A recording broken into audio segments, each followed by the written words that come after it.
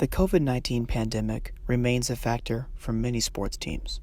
The quarantine period of COVID was that much more challenging for so many teams. From summer of 2020 to early spring of 2021, teams did not have any specific tools to fight COVID. Instead, they used precautionary measures such as social distancing, masks, and contact tracing. And due to different guidelines from many counties and states, the COVID season affected every team and every individual differently. I spoke with a few members of UNT's men's basketball team about their experience in the COVID season. I was in high school at the time, so we weren't allowed to go to school, so there was like no practicing, no classes, and everything was remote learning for the rest of my junior year. And then going into my senior year, we were still remote learning, but we were still able to play and practice and everything. For me, it canceled our JUCO tournament and it canceled our JUCO showcase, so all the schools that were recruiting me from JUCO and stuff, all of that just kind of went out the window. We weren't able to, they just canceled everything. California was one of the heaviest shutdown states, so we weren't really able to do that. It was a little tough because I was in JUCO at the time, so coaches weren't allowed to come recruit us in person. They had to watch everything online and through links. So it was tough, but at the same time, I was able to play every game. We didn't have any game. We had one game canceled that whole year, and I think at North Texas maybe 3 or 4 got canceled that year. So for me, I was blessed. I was in a situation where I didn't really have to deal with it so much being in JUCO, but like I said, the only bad part was coaches not being able to come recruit. Seasons were going to go on, and we were going to have football season, basketball season. Student athletes were going to move in the dorms. They were going to come to practice, training rooms, weight rooms. So we had to make sure we were prepared for that. We had to make sure that everything was set up and socially distanced. It was sanitized. Make sure we, like weight rooms, for example, we had to make sure we took any open space and created multiple weight rooms so student athletes were not crammed into one space while they were working out. There was testing protocols in place.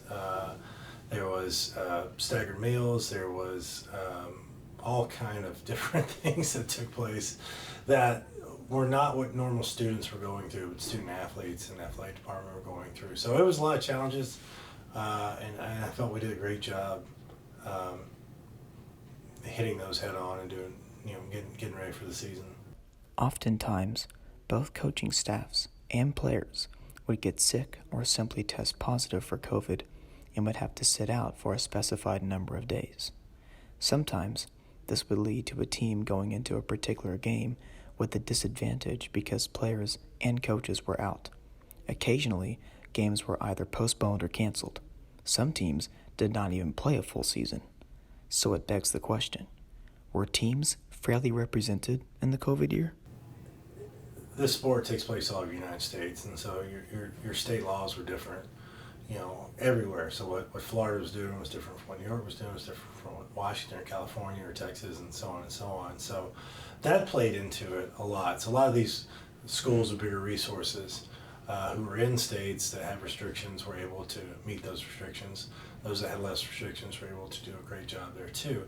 But some schools obviously who had more resources could provide more amenities, safety amenities for their student athletes and help them get ready for the season. Yes, probably some schools who have less resources, who were in a tough spot, struggled mightily.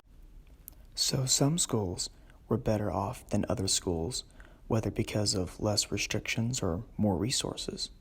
And because schools and teams were disproportionately affected, should the COVID season even count?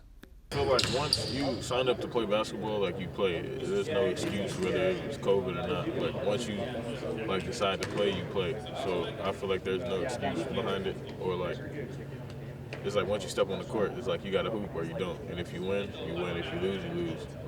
Once you decided to play, because there's teams that didn't play, and there's a lot of people that didn't play, but you decided to play. So once that happens, I feel like that result is the result. If you sign up to play, you can't really say nothing. You just gotta go hoop. I definitely feel like the results matter and they still should count. people were able to lace their shoes up, and the ball was thrown up, and it was refs, and it was a scoreboard, and it was a winner and a loser. So for me, anytime somebody gets to go hoop, it counts.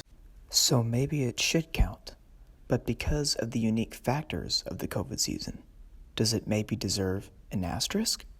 I say no to the asterisk because those seasons happened. The student athletes of basketball practiced. They played home games. They traveled. They had a conference tournament, an NCAA tournament. Everyone had an opportunity. For now, there is no asterisk for any sport at any level from the COVID season. Reporting for NTTV News, I'm Connor Hibbett.